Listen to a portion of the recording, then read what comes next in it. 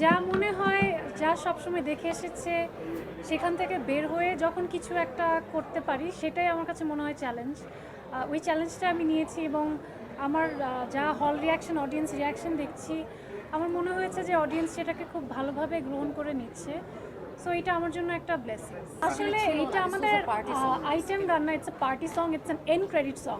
মানে মুভিটা শেষ হওয়ার পর basically not a party song, মানে নট আ আইটেম সং ছিল না, এটা পার্টি সং বলতে পারবো। আর আমাদের অ্যাকচুয়ালি ইনফ্যাক্ট আরেকটা গান আছে যেটা আমি না আরেকজন শিল্পীর, সো ওইটা হয়তো খুব তাড়াতাড়ি রিলিজ হবে। আরেকটা ধামাকা ওয়েট করছে আমাদের ছবিতে, সো ওইটাকে আপনি মোরলেস বলতে পারেন আরেকটা ডান্স নাম্বার। সো আমার কাছে মনে হয়েছে যে যেহেতু ইটস আ ফুল কমার্শিয়াল ছবি, এখানে নাচ গান সব কিছুই থাকা উচিত, অ্যাকশন, তো আমার কাছে মনে হচ্ছে একটা কমপ্লিট প্যাকেজ। আমি খুব ইন্টারেস্টেড ছিলাম এই কনসেপ্টটাতে। এটা তো আসলে ফিজিক্যাল ট্রেনিং করতে হয়েছে, মেন্টাল কিছু training, and action itself or action for the camera is very different. তো ক্যামেরার জন্য অ্যাকশনটা কীভাবে করা উচিত সেগুলো নিয়ে একটু ধারণা নেওয়া, বা আমাদের ফাইট ডিরেক্টর ছিলেন, আমাদের অ্যাকশন কোঅর্ডিনেটর ছিলেন, তাদের সাহায্যে করার চেষ্টা করেছি। তো অনেক ইনজুর্ড হয়েছি শুটিংয়ের সময়, বাট ওই সময় আসলে ইনজুরি মনে হয় না, বিকজ অ্যাড্রেনালাইন রাশটা এত বেশি থাকে। তখন উদ্দেশ্য থাকে যে কিভাবে আসলে সুন্দরভাবে ক্যামেরার সামনে নিজেকে প্রেজেন্ট করা যায়। আমরা ভীষণভাবে মিস করছি আমাদের আরেক কিংবদন্তি অভিনেতা মোশাররফ করিম ভাইকে। তিনি আমাদের এই সিনেমার অংশ হয়েছেন, তার প্রতি কৃতজ্ঞতা। আমরা রাজ একটু শরীরটা খারাপ, রাজকে আমরা মিস করছি। অল কাস্টেড আমরা অনেক পরিশ্রম করে কাজ করেছি। আমাদের এই সিনেমায় একটা বড় কামব্যাক হয়েছে আমি মনে করি, মানে শি ইজ অলওয়েজ ফেভারিট।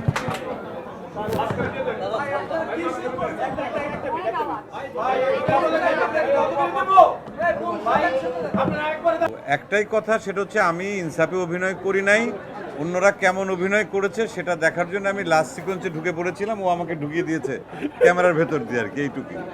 আচ্ছা আচ্ছা, আর সেটা কি হয়েছে, সেটা কি কোন লেভেলে গেছে, কি মেসিভ, সেটা আমরা অডিয়েন্স রেসপন্সে আমরা ভীষণভাবে হ্যাপি। থ্যাংক ইউ চঞ্চলদা, আমরা স্পেশাল তাকে স্ক্রিনেও থ্যাঙ্কস দিয়েছি। আর আমাদের সাথে আছে, উই আর ভেরি প্রিভিলেজড যে অনেকদিন পর আমাদের লেডি রকস্টার মিলা ইসলাম আমাদের সাথে আছে। তো thank you for being with us. Mila একটু কিছু বলো না,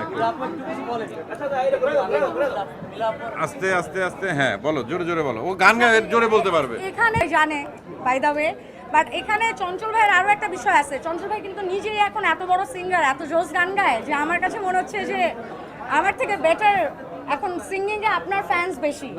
সো আর ওদিক দিয়ে আমি যদি বলবো, ডেফিনেটলি আম গ্ল্যাড আর আমি অনার্ড। আমার ভালো লেগেছে এই মুভিটাতে গান গেয়ে। আমি নর্মালি খুব একটা মুভির গান আগে করতাম না, বিকজ আমার কাছে তো ওই সময়টা মনে হয় নাই যে আমার জন্য ফিল্মের গান ভালো ছিল করাটা। বাট এখন অনেক ভালো ভালো মিউজিক হচ্ছে, সুন্দর করে এখন যারা ডিরেক্টরস আছে, প্রডিউসার্স আছে, তারা সুন্দর করে প্রেজেন্ট করতে পারতেছে গানগুলোকে। So on that case obviously আমি আরও গান গাইতে চাই, সুন্দর সুন্দর গান আপনাদেরকে দিতে চাই, চলচ্চিত্রের গান গাইতে চাই।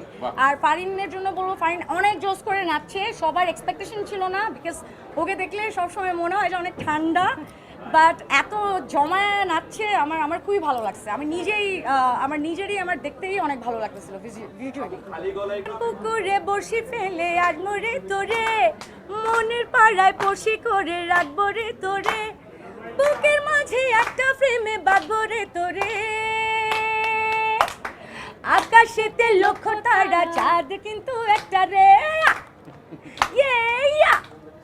হে আকাশেতে লক্ষ তারা, চাঁদ কিন্তু একটা রে, ইয়া